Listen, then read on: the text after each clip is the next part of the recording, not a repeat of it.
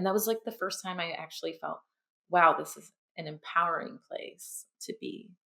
I always felt this sort of split, something between two worlds, or not quite enough one world and not quite enough another world.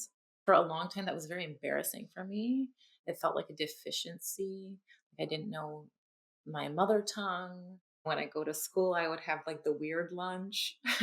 So, I just always trying to figure out where I fit and if I fit anywhere.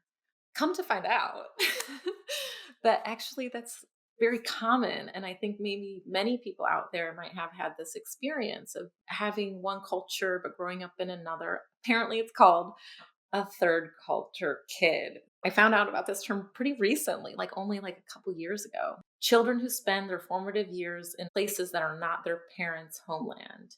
So there's probably so many people out there right now that are relating, I hope.